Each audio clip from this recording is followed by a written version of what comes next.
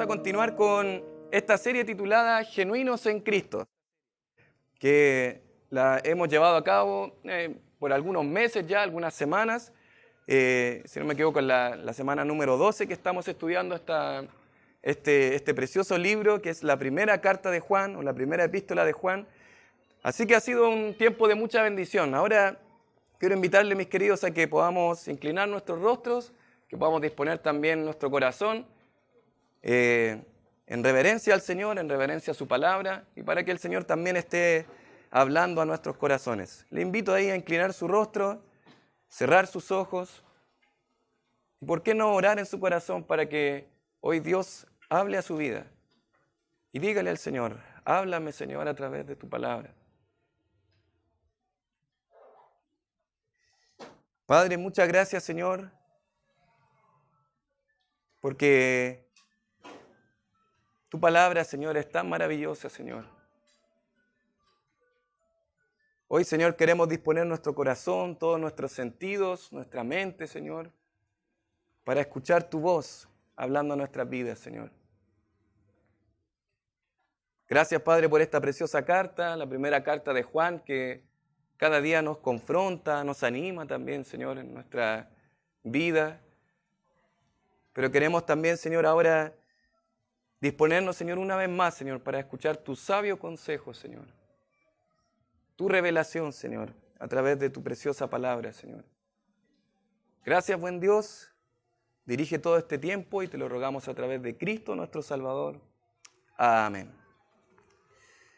Para comenzar, me gustaría hacerles un pequeño desafío. Si nosotros probablemente ahora tomáramos una decisión de ir a hablar con una persona en especial, y yo le voy a poner este desafío. Mañana a primera hora del día lunes, que usted se presente en la municipalidad de nuestra comuna para ir a ver a nuestro alcalde, al alcalde de esta comuna. El desafío es que usted vaya y entre libremente a su oficina para poder charlar y conversar con él. Otro desafío podría ser: ve y entra libremente al Palacio de la Moneda para hablar con nuestro presidente de la República.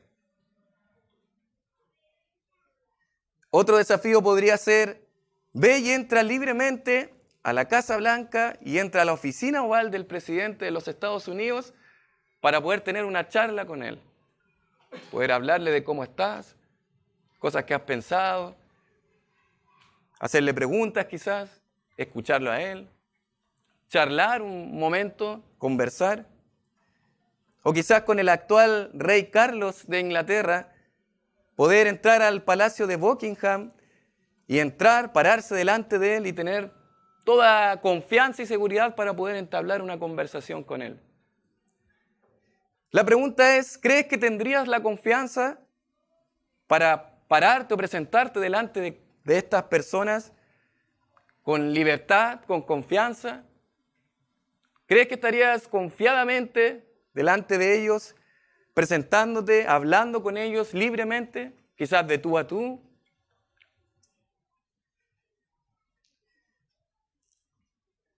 La verdad es que no. No nos sería fácil hacerlo. Probablemente si nosotros supiéramos o tuviéramos la necesidad de hablar con alguna autoridad como la de este tipo, estaríamos mucho tiempo quizás tratando siquiera de agendar una hora para poder estar con ellos, sabiendo lo ajustada que es la agenda de una persona, de una figura pública como ellos. Y luego de que quizás pudiéramos tener una cita personal con ellos, el estar frente a ellos no sería tan fácil. Probablemente estaríamos con cierto temor, probablemente lo que hablaríamos con ellos estaría muy fríamente calculado, anotado, escrito, trataríamos de usar el vocabulario más apropiado, lo practicaríamos, quizás ensayaríamos, y de esa manera cuando estemos frente a ellos no estar un poco nerviosos e intimidados delante de la presencia de ellos. Ahora voy a cambiar un poco el desafío y les preguntaría: ¿creen que un hijo de cada uno de estos personajes tendría la confianza de hablar con cada uno de ellos, de presentarse frente a ellos y conversar con ellos? Bueno, la verdad es que la historia sería muy diferente. De hecho, casi las oficinas de ellos llegan a ser como el patio de la casa de los hijos, ¿no? Muchas veces un niño puede incluso a veces jugar con juguetes, jugar con su celular, ver televisión cerca de estas personas. ¿Por qué? Porque tiene confianza en ellos. Tienen confianza delante de ellos. Hoy Dios nos hablará a través de la primera carta de Juan para hablarnos de esta realidad. La realidad es que con la identidad que el creyente tiene hoy al ser un hijo de Dios, no tiene ni que pedir hora, ni intimidarse, ni sentirse incómodo.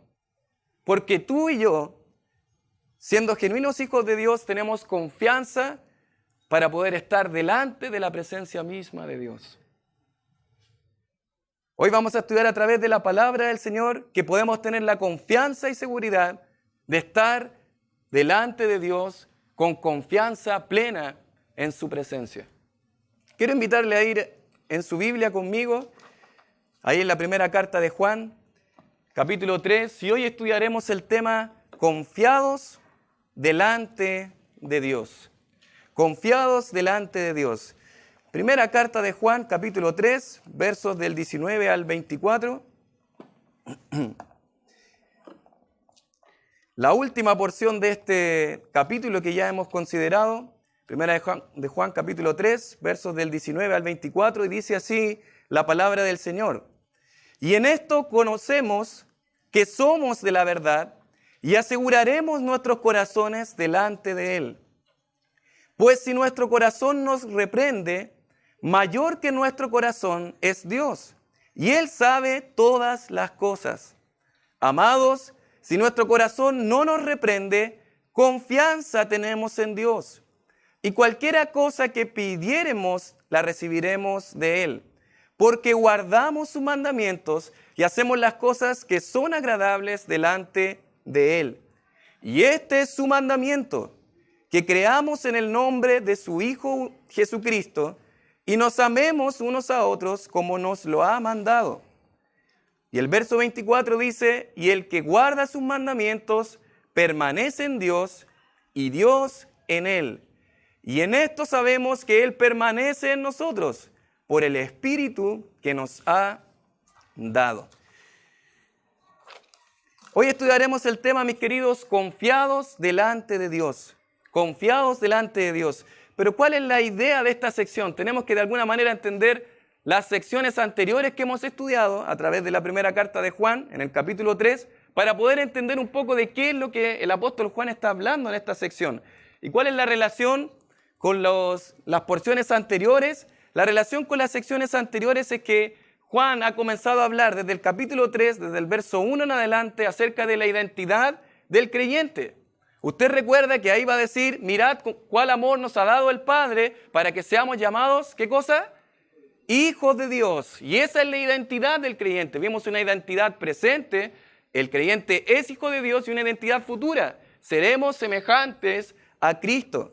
Y esa es la identidad que va a desarrollar en todo este capítulo. El apóstol Juan no ha dejado de lado ese tema, no ha dejado de hablar de que somos hijos de Dios. ¿Por qué lo podemos ver? Porque luego en versos del 4 al 12, él va a hablar de que al ser hijos de Dios, somos totalmente incompatibles con el pecado. O sea, no podemos tener relación con el pecado al ser hijos de Dios. Y lo podemos ver claramente ahí en 1 de Juan 3, 6. Luego, la palabra del Señor nos ha mostrado ahí en capítulo 3, versos del 13 al 18, que al ser hijos de Dios, el hijo de Dios debe amar en hecho y en verdad, debe amar porque obviamente es un hijo de Dios y no un hijo del diablo. El hijo del diablo se caracteriza por el odio, como era el caso de Caín. Y ese no es el caso del hijo de Dios. El hijo de Dios se caracteriza por amar de manera práctica a sus hermanos.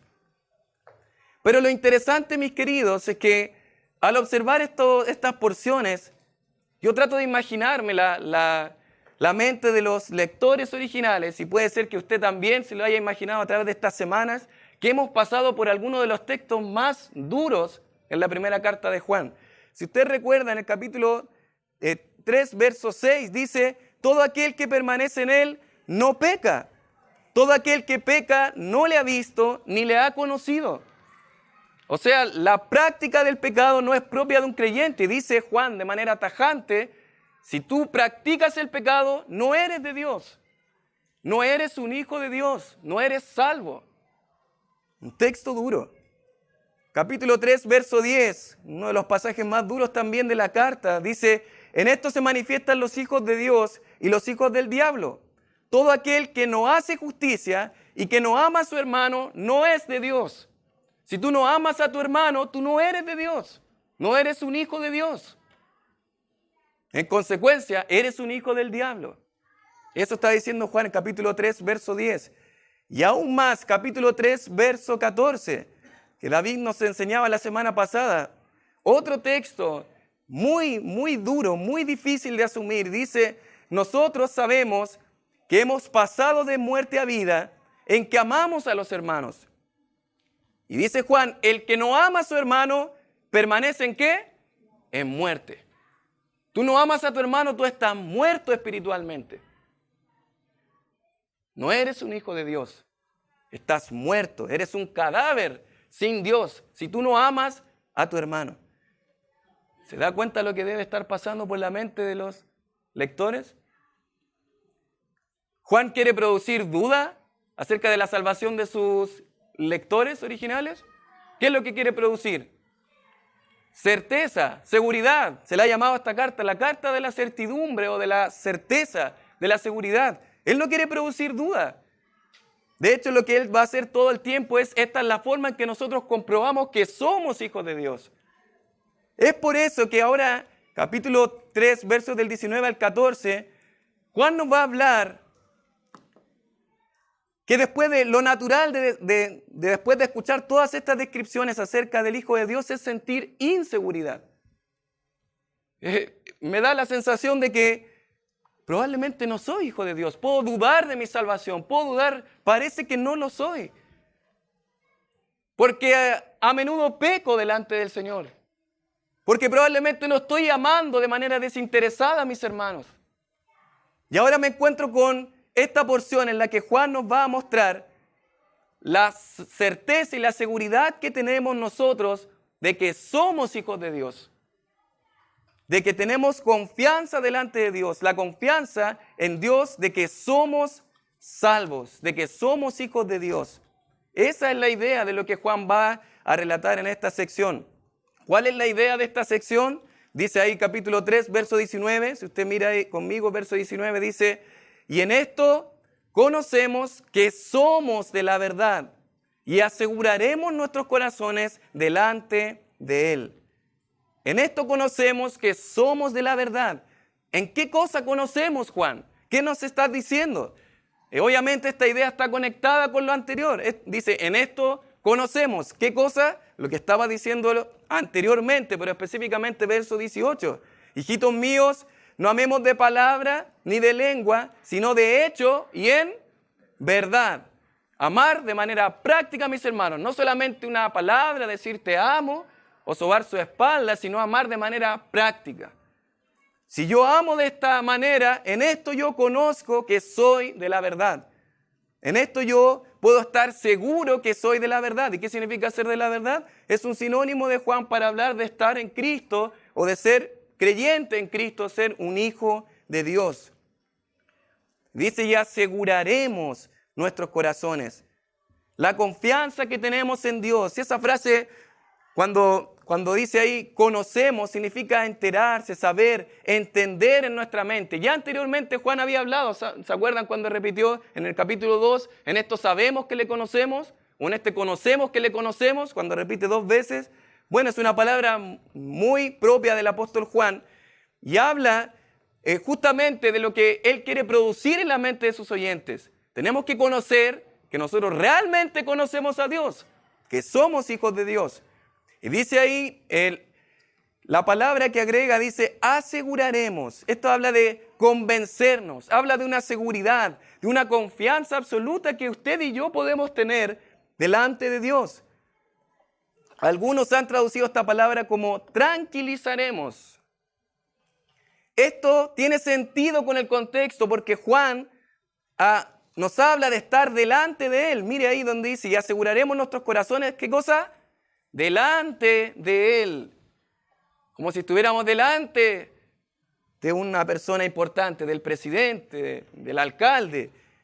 Delante de Él podemos asegurar nuestros corazones. Delante de Él. Está situándonos en la presencia de Dios. Que con toda confianza ustedes y yo podemos estar ahora, hoy, delante de la presencia de Dios. Wow, esas palabras son tremendas. Considerando lo que la Biblia enseña acerca de la presencia de Dios.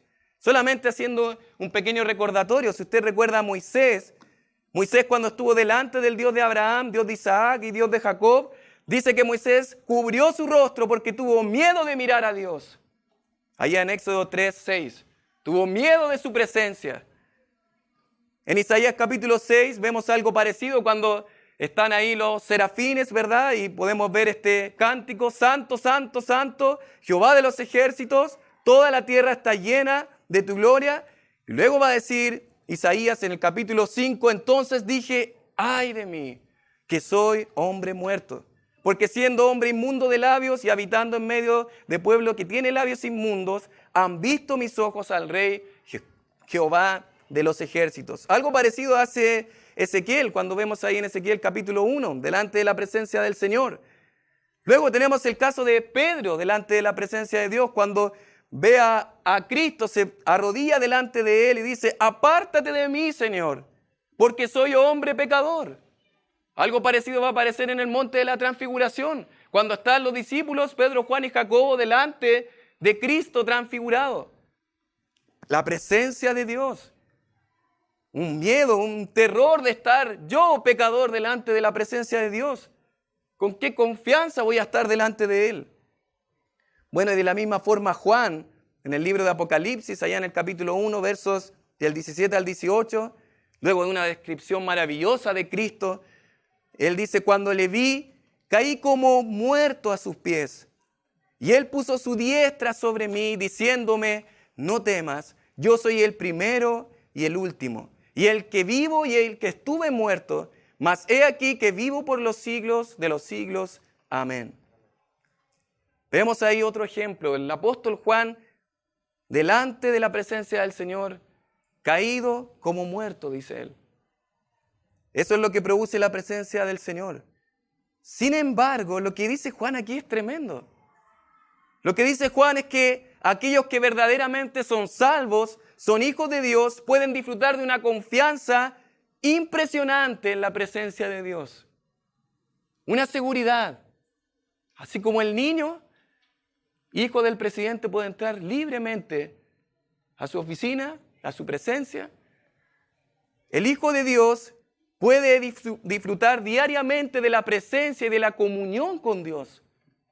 Diariamente puede estar en su presencia, con confianza, con seguridad. Romanos capítulo 5, verso 1 dice, justificados pues por la fe tenemos, ¿qué cosa? Paz para con Dios. Él ya nos ha perdonado, ya no hay una deuda en contra nuestra. Hemos sido justificados y ahora yo puedo tener paz en su presencia. Mis queridos hermanos, de eso es lo que nos va a hablar. De alguna manera, el argumento de Juan en esta porción es el siguiente. Juan va a decir, nosotros podemos tener confianza delante de Dios porque estamos seguros de nuestra salvación. Estamos seguros de nuestra salvación. Estamos seguros de que somos salvos, de que somos hijos de Dios. ¿Y está seguro, mi querido? La verdad es que con respecto a la salvación existen dos extremos en cuanto a la salvación y que quiero simplemente considerar. Hay personas que erróneamente dicen que la salvación no es segura. Los creyentes pueden perder su salvación, dicen ellos.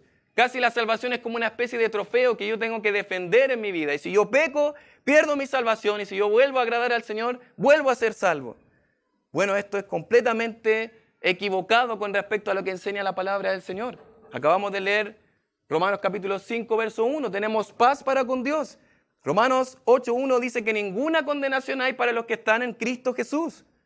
Hebreos 7:25 habla de que Él puede salvar perpetuamente. Juan habla muchas veces de la vida eterna, una vida que comienza ahora, la vida eterna. ¿Cómo vamos a perder la salvación? Y el Señor Jesucristo dijo que mis ovejas oyen mi voz y yo las conozco y ellas me obedecen, ellas me siguen y nadie las va a arrebatar de mi mano. La salvación no puede perderse. Ese es un error, una herejía que no enseña la palabra. La salvación es segura porque el Señor ha derramado su gracia y nosotros no podemos perder esa salvación. Pero hay otras personas, es el otro opuesto, el otro extremo, que tienden a decir que las personas una vez que tomaron una decisión por Cristo, haber orado, haber tal vez hecho una oración, siempre serán salvos aunque hayan mostrado un interés temporal en la obediencia y la santidad. En otras palabras, si alguien profesó hace muchos años atrás y tomó una decisión supuestamente y oró y quizás probablemente se emocionó, pero ahora está viviendo en cualquier cosa, hundido en el pecado, ellos dicen, no, él igual sigue siendo salvo, porque tomó una decisión. Pero vemos que han pasado años y años y años y años y años. Es una persona que está envuelta en sus pecados. Y hay personas que dicen, no, si alguien tomó una decisión, si oró, siempre va a ser salvo. Eso es completamente opuesto a lo que Juan enseña en esta carta. Si usted mira conmigo ahí en capítulo 3, del 19 al 24, 3 veces se va a repetir acerca de la obediencia. Y eso es lo que define un hijo de Dios, que en obediencia a este mandato de amarnos unos a los otros, va a obedecer. Y él lo va a decir en el verso 22, dice, cualquiera cosa que pidiéremos la recibiremos de él, porque guardamos sus mandamientos. La seguridad de salvación está en Dios, pero también se refleja en una vida de obediencia. Yo no puedo decir que soy un hijo de Dios porque tomé una decisión hace tantos años atrás, si actualmente mi vida no lo demuestra.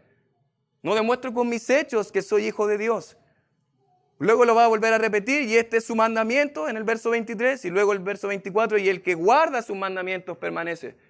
En 3 ocasiones va a hablar de la obediencia a Dios, la obediencia a sus mandamientos. Dice el Señor Jesucristo, no todo el que me dice Señor, Señor, entrará en el reino de los cielos, sino, ¿el qué cosa? El que hace la voluntad de mi Padre que está en los cielos. Quienes creen esa postura olvidan estas palabras del Señor. No es suficiente con decir Señor, con incluso participar de una iglesia y cantar. Si yo no obedezco con mi vida, si yo no reflejo eso con mi vida, entonces no soy hijo de Dios, según lo que enseña Juan. Ahora bien, mis queridos, Juan nos va a llevar, si bien esto se refleja en nuestra vida personal, en una vida de obediencia a la palabra del Señor, en una vida de obediencia al mandato de amarnos los unos a los otros, Juan va a poner esta seguridad en Dios, en la obra de Dios. Y Juan nos va a decir brevemente, y es lo que hoy vamos a considerar, 3 elementos por los cuales podemos confiar que nuestra salvación es segura en Dios. 3 elementos por los cuales usted y yo podemos confiar que nuestra salvación es segura en Dios. En primer lugar, el primer elemento es que podemos estar delante de Dios, podemos estar confiadamente delante de Dios por su poder. Versos del 19 al 20, dice así la palabra del Señor. Y en esto conocemos que somos de la verdad y aseguraremos nuestros corazones delante de Él. Pues si nuestro corazón nos reprende, mayor que nuestro corazón es Dios, y Él sabe todas las cosas. Juan deposita o descansa esta salvación, ¿en quién? En Dios. Mayor que nuestro corazón es Dios, y Él sabe todas las cosas. Y es interesante, estos textos no son sencillos, son textos un tanto difíciles porque son bien generales lo que dice Juan. Y la verdad es que hay distintas discusiones con respecto a lo que aquí se está diciendo, lo que realmente quiere decir Juan. En esta ocasión va a utilizar esta palabra reprender, no sé si a usted le llamó la atención. Esta palabra reprender tiene la idea de ser acusados de pecado. Se refiere a que nuestro corazón nos acuse de nuestras faltas, ¿Ve cómo tiene relación con lo que ha dicho anteriormente? Ya ha hablado del pecado, ha hablado de que si yo no amo a mi hermano, entonces yo estoy en odio, estoy muerto espiritualmente. Bueno, esto probablemente estaba haciendo de que estas mismas personas, su conciencia les acusara. No, yo no he estado bien delante del Señor, yo he pecado delante de Dios. Esto nos lleva directamente a lo que es la conciencia del ser humano. Y vamos a ir juntos ahí a Romanos capítulo 2, versos del 14 al 15. Romanos capítulo 2, versos del 14 al 15. Y si usted mira conmigo este texto, es interesante que el apóstol Pablo va a hablar acerca de que los judíos tienen la ley, en el capítulo 2, en el verso 2, capítulo 2, versos 14 y 15, dice, porque cuando los gentiles que no tienen ley hacen por naturaleza lo que es de la ley, estos, aunque no tengan ley, son ley para sí mismos. Sí, va a decir que los gentiles no tienen la ley la ley de Moisés, ¿verdad? La ley que sí tienen los judíos. Pero ahora va a decir que sí tienen una ley. ¿Cuál es esa ley? Verso 15. Mostrando la obra de la ley que está ¿dónde? Escrita en sus corazones. Dice, dando testimonio su conciencia y acusándoles o defendiéndoles sus razonamientos. Lo que está hablando el apóstol Pablo acá es que todo hombre tiene, por así decir, una ley escrita en su corazón. ¿Y cómo se llama esta ley? La conciencia. Todo hombre, sea creyente o no, toda persona que nace en este mundo tiene una conciencia. Tiene conciencia, tiene esta capacidad para poder discernir lo bueno de lo malo. Sin embargo, la conciencia no es infalible. Y podemos ver claramente en la palabra ahí en 1 Timoteo capítulo 4, verso 2, que habla de personas mentirosos que tienen cauterizada la conciencia. Y eso es claro, hay personas que casi decimos no tienen conciencia. ¿Cómo personas pueden cometer tales delitos, tales cosas que casi es como que su conciencia no funcionara? Pero todo hombre tiene una conciencia. Y nuestra conciencia puede hacer dos cosas. O acusarnos, o puede defendernos. Si yo he hecho mal, si yo he actuado mal, ¿qué hace? Me acusa. Si yo he actuado bien, me defiende mis razonamientos. Sí, en relación a la conciencia, el pastor John MacArthur dice lo siguiente: la conciencia es entonces el dispositivo divino de advertencia productor de culpa, dado a cada persona para confrontar el pecado. Del mismo modo que el dolor es un mecanismo de advertencia física que informa a las personas que padecen alguna lesión o enfermedad corporal, la conciencia es un mecanismo de advertencia espiritual que alerta el alma de cualquier conducta peligrosa. La conciencia es como esa alarma que nos ayuda a ver que no, parece que no estoy haciendo bien. En el caso del creyente, en nuestro caso, en la palabra se nos habla de tener limpia conciencia. En nuestro caso también tenemos al Espíritu de Dios, que aún más a través de la palabra nos ayuda a discernir, a través de la palabra del Señor. Pero es esta conciencia la que muchas veces nos va a acusar cuando yo he pecado delante de Dios. Lo que probablemente sucedía es que los hermanos estaban siendo acusados por su conciencia. Obviamente eran acusados ante sus faltas delante de Dios y probablemente esto estaba causando duda en ellos. Y estaban probablemente dudando de su salvación, dudando de si son salvos o no. Sin embargo, Juan va a decir, mayor y más grande que nuestra conciencia es, ¿quién? Es Dios. Y Él conoce nuestro corazón. Él lo conoce mejor que nosotros mismos. Él de alguna manera tiene una radiografía mucho más clara de nuestro corazón. Él sabe lo que hay en nuestro corazón. Y aún más sabe cuánto necesitamos de Él diariamente. El Señor sí que conoce nuestro corazón. Dice la palabra del Señor ahí en el Salmo capítulo 103, versos de 13 y 14. Dice, porque Él conoce nuestra condición, se acuerda de que somos polvo. Él conoce nuestra realidad. En Hebreos 4:13 dice, y no hay cosa creada que no sea manifiesta en su presencia. Antes bien, todas las cosas están desnudas y abiertas a los ojos de aquel a quien tenemos que dar cuenta. Delante de su presencia, Él nos conoce tal cual como somos. Él conoce nuestro corazón. Por eso Juan va a fijarse en Dios y va a decir, en Dios, Él es mayor, Él es más grande. Él conoce nuestras faltas, Él conoce nuestros pecados, pero aún más, Él conoce si somos genuinos creyentes o no. Y Él sabe nuestra realidad espiritual. Ya he leído ahí en Romanos 5:1, tenemos paz para con Dios. Romanos 8:1 dice, ninguna condenación hay para los que están en Cristo Jesús. Por lo tanto, puedo yo a veces tener dudas.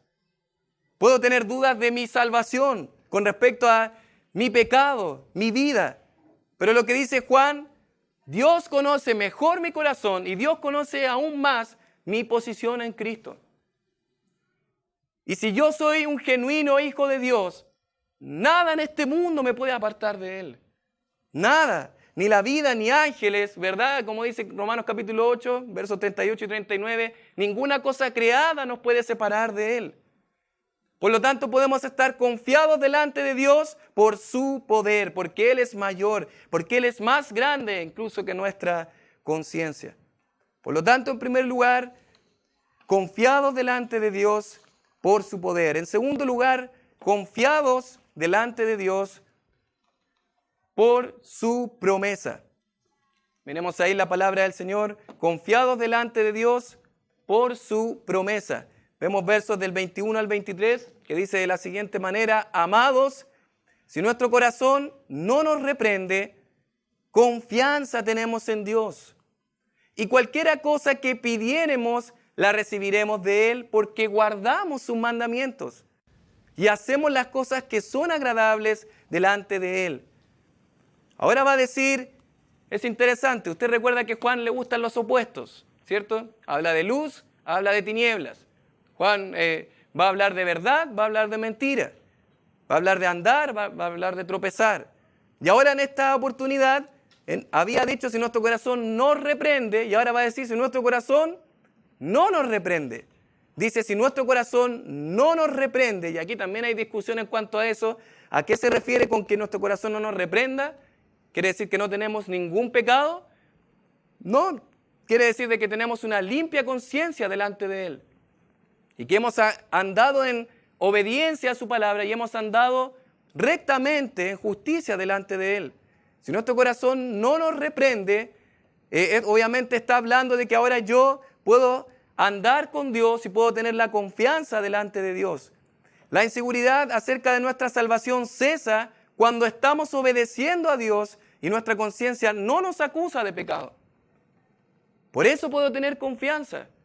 Puedo tener confianza en Él porque mi conciencia no me está acusando de pecado porque he estado obedeciendo a Dios. No significa de ser impecable, pero sí de estar caminando con Él. Ahí es cuando la duda o la incertidumbre se va.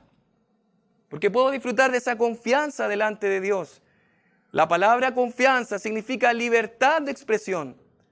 Y aquí está la idea, se utiliza para referirse al privilegio de llegar ante alguien y poder disfrutar de su poder, de su autoridad, poder estar libre delante de esta persona de autoridad. Es justamente lo que hablamos al comienzo. ¿Podríamos nosotros libremente entrar y disfrutar en la presencia de alguna persona, de alguna autoridad, poder conversar libremente? Pero con Dios sí podemos. Con Dios sí podemos. Y esa es la confianza de libertad de expresión. Yo puedo libremente estar con Él. Puedo libremente estar en su presencia. Libremente puedo experimentar ese gozo. Dice Hebreos 4, verso 16. Acerquémonos pues confiadamente, con confianza al trono de la gracia para alcanzar misericordia y hallar gracia para el oportuno socorro. ¿Cuál es la promesa entonces que hace el Señor aquí? Bueno, es que podemos acercarnos con confianza y que Él nos dará todo lo que pidamos. Imagino que ya se está asustando. ¿Cómo va a ser? Está enseñando la Biblia que cualquier cosa que yo pida, si yo quiero un auto, si quiero una casa, si quiero prosperidad, si quiero una buena familia, salud, Él me lo va a dar. ¿Está aprobando esto, ese pseudo evangelio de la prosperidad? De que lo que yo quiera pedir a Dios, Él me lo va a dar. No, no es eso lo que está haciendo Juan aquí. De hecho, tenemos que mirar un poquito más de contexto para darnos cuenta de lo que está diciendo Juan, capítulo 3. De ahí, en primera de Juan, capítulo 3, verso 22, dice, cualquiera cosa que pidiéremos, la recibiremos de Él, porque guardamos sus mandamientos y hacemos las cosas que son agradables delante de Él. Y esa es la clave. Como yo estoy en obediencia, como yo estoy caminando con Él, estoy guardando sus mandamientos, estoy en su voluntad, por lo tanto, lo que yo estoy pidiendo está conforme a su voluntad. Estoy en el centro de la voluntad de Dios. Pocos versos más adelante, en el capítulo 5, verso 14, es un texto muy parecido y pareciera un comentario de lo que anteriormente va a decir Juan. Dice capítulo 5, verso 14, y esta es la confianza que tenemos en Él, que si pedimos alguna cosa, ¿cómo? Conforme a su voluntad, Él nos oye. Si estamos en el centro de su voluntad, Él nos va a oír y va a responder todo lo que queramos porque vamos a pedir su voluntad. Por ejemplo, Dios dice que su voluntad es que yo ame a mi esposa. Obviamente, si yo estoy caminando en su voluntad, voy a pedir lo que Él quiere. Y si yo pido lo que Él quiere, Él lo va a conceder porque ese es su deseo. Cada una de las cosas, de las áreas que yo pida, conforme a su voluntad, obviamente Él las va a conceder. Y puedo tener esa libre confianza delante de Él. Dice Romanos 8:15, lo mencionamos cuando comenzamos en el capítulo 3, la realidad y la relación que usted y yo podemos tener con el Señor como nuestro Padre. Es increíble. El privilegio que solo ese niño puede tener con el presidente, el privilegio que solamente ese niño puede tener con esa persona tan importante. Usted y yo la podemos tener con Dios. Dice Romanos 8:15, pues no habéis recibido el espíritu de esclavitud para estar otra vez en temor, sino que habéis recibido el espíritu de adopción por el cual clamamos, Abba, Padre. Papá, papito, veíamos. Esa es la idea. Yo puedo ir con confianza delante de Él, como ese pequeño niño entra a su oficina. Puedo ir ante mi Padre con confianza. Y esa es su promesa. Puedo estar confiado delante de Dios por su promesa. La verdad, mis queridos, es que no muchas veces aprovechamos este privilegio que tenemos de ir delante de la presencia de Dios. Libremente, cada día. En su presencia, para orar, presentarme delante de Él. El Señor Jesucristo dijo en Mateo 7, del 7 al 8, pedid y se os dará. Buscad y hallaréis. Llamad y se os abrirá. Porque todo aquel que pide, recibe. Y el que busca, halla. Y el que llama, se le abrirá. Usted es hijo de Dios, tiene entrada liberada a la presencia de Dios. Usted es hijo de Dios, puede entrar libremente y con confianza a su presencia y decirle, papá, aquí estoy. Aquí estoy delante de ti. Qué privilegio más grande estar delante de la presencia de nuestro Dios. Podemos estar confiados delante de Dios por su poder y también podemos estar confiados delante de Dios por su promesa. Va a decir el verso 23, un texto interesante, y este es su mandamiento, que creamos en el nombre de su Hijo Jesucristo y nos amemos unos a otros como nos lo ha mandado. Y es interesante lo que hace Juan aquí, porque ha hablado de los mandamientos, pero es interesante cuando ahora va a hablar en singular diciendo su mandamiento. Incluso el Señor Jesucristo resumió la ley en 2 mandamientos y ahora Juan lo hace en un mandamiento. Va a decir este es su mandamiento, que de alguna manera es lo que el Señor Jesucristo ordenó en su palabra, que dijo esto, resume la ley. Este es el mandamiento, cuando yo obedezco a su mandamiento y estoy caminando en su voluntad, ¿en qué cosa? en creer en el nombre de su Hijo Jesucristo y en que nos amemos unos a otros como nos lo ha mandado. Y este es un mandamiento que han dicho muchos teólogos o eruditos, es un mandamiento como una moneda, porque es uno, pero con dos caras. El creer a Dios está totalmente junto con amar a mis hermanos. Yo no puedo decir creer en Dios, ser profesante de Dios, ser simpatizante. Yo creo, tengo una relación con Dios, pero a su esposa yo no quiero saber nada de ella, ni quiero tener relación con ella, no quiero ni saber nada de ella, ni conversar con ella, ni tener comunión con ella. No tiene sentido. No podemos disociar la relación con Dios y la relación con nuestros hermanos. Es en obediencia a ese mandamiento que usted y yo podemos darnos cuenta si estamos obedeciendo a Dios y si puedo realmente entrar confiadamente a su presencia y que Él va a responder mis oraciones porque estoy obedeciendo a este mandamiento. Hemos dicho que este mandamiento es antiguo, como decía 1 de Juan en el capítulo 2, pero que Cristo le dio otro estatus a ese amor. Ahí en el capítulo 13 de Juan, del Evangelio de Juan, versos del 34 al 35 dice: un mandamiento nuevo os doy, que os améis unos a otros como yo os he amado, que también os améis unos a otros. Él puso otro estándar de amor.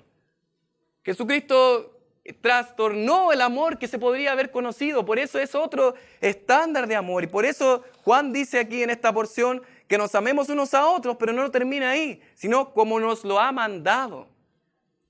Que nos amemos de esa forma. Cuando yo amo de esa forma, cuando yo estoy siendo obediente a este mandamiento, entonces estoy en el centro de la voluntad de Dios, estoy obedeciendo a Dios y por lo tanto cualquier cosa que yo pida, la recibiré.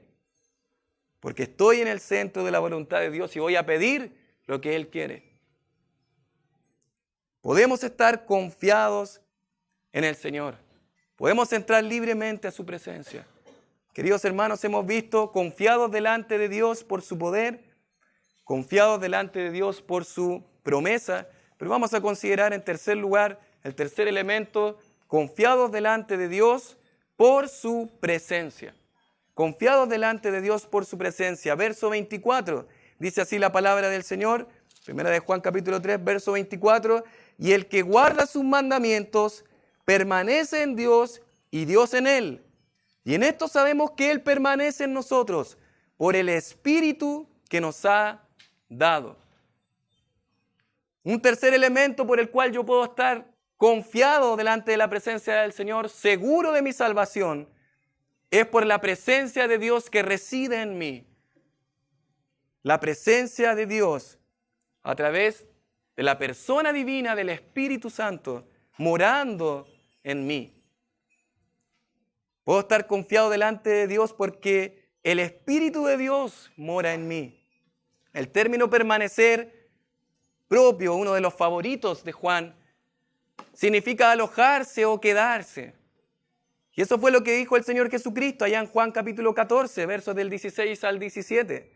Dice, yo rogaré al Padre, ¿verdad? Y el Señor ha dicho, yo me voy, ¿se acuerdan? Yo voy a partir, yo me voy a ir.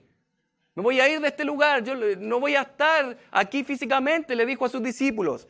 Pero yo rogaré al Padre y Dios dará otro consolador, otro que es igual a mí. ¿Se acuerdan cómo hemos estudiado también en los estudios bíblicos? Otro que es igual a Él en su esencia.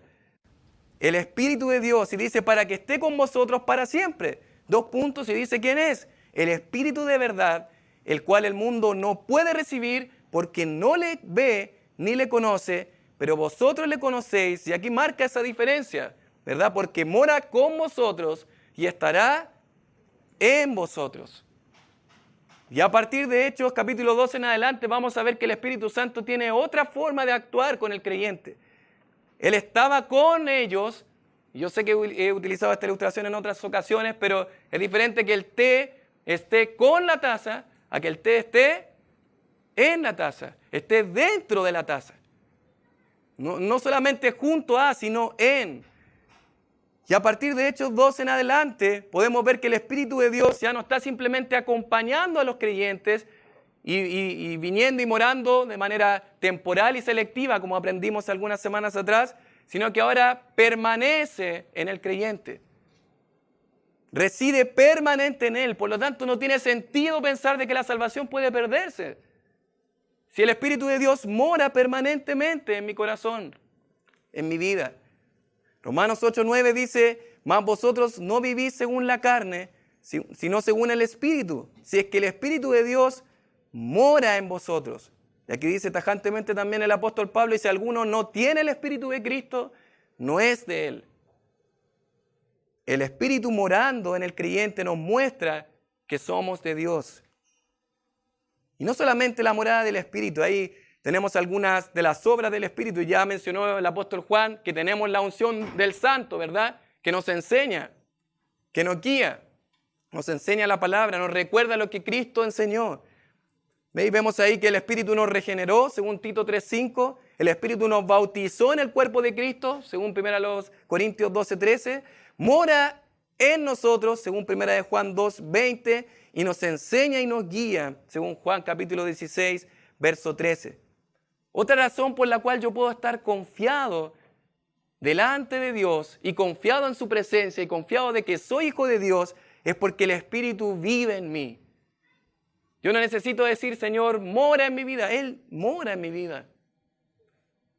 Tengo el privilegio de tener al Espíritu Santo en mi vida que me guía, que me enseña, que me corrige y me confronta. Esa es la confianza, mi querido hermano, que usted y yo podemos disfrutar delante de Dios. Confianza segura. No hay que temer. Yo no estoy intimidado a su presencia. Yo estoy confiado delante de Dios. Asegurado, como enseña Juan, asegurado delante de su presencia, seguro de mi salvación. Algunas aplicaciones finales para terminar, mis queridos. Podemos confiar delante de Dios por su poder. Él es mayor que nosotros, conoce nuestro corazón pecaminoso, pero aún más conoce nuestra condición delante de Él. Y si usted es hijo de Dios, Él lo sabe, Él lo conoce. Podemos confiar delante de Dios, podemos estar seguros de nuestra salvación por su poder. En segundo lugar, podemos confiar delante de Dios y tener seguridad de nuestra salvación por su promesa. La relación que usted y yo podemos tener con el Señor a través de la oración es una muestra inequívoca de nuestra salvación. Podemos estar libremente hablando con Él, presentarnos delante de su presencia y Él oye nuestras oraciones.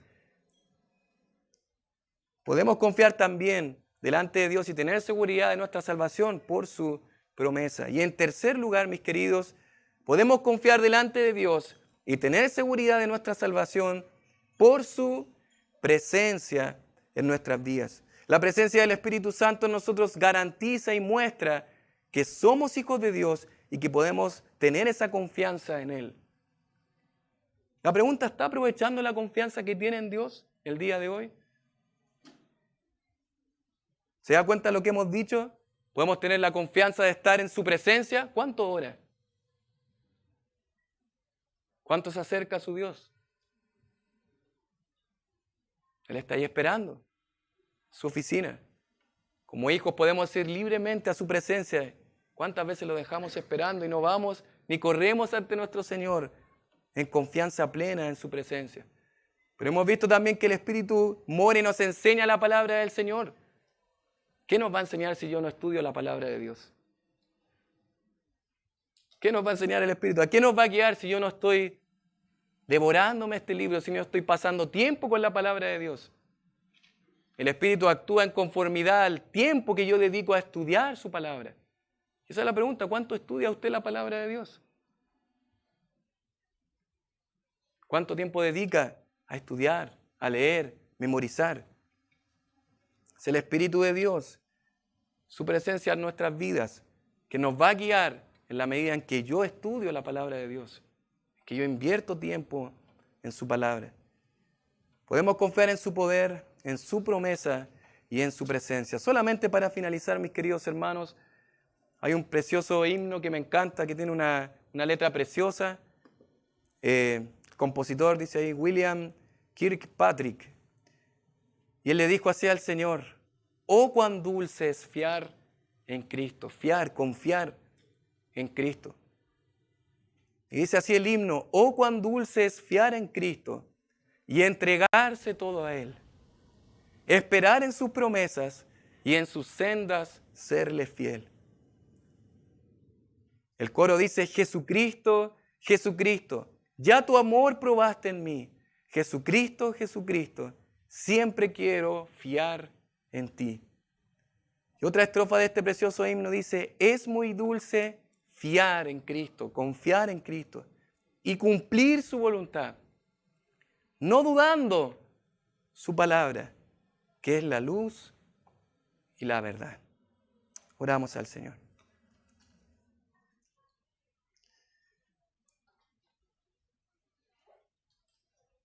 Oh Señor, gracias, Padre, por la confianza que podemos tener delante de ti, Señor. Muchas veces no nos sentimos dignos, Señor, de ir delante de tu presencia, Señor. Ayúdanos, Señor, a no dudar de tu palabra, Señor. Muchas veces nuestra vida, nuestro pecado, nuestra conducta nos hace dudar de nuestra salvación, Señor. Pero sabemos, Padre, que tu salvación es segura, Señor. No podemos dudar de eso porque tu palabra lo enseña, Señor.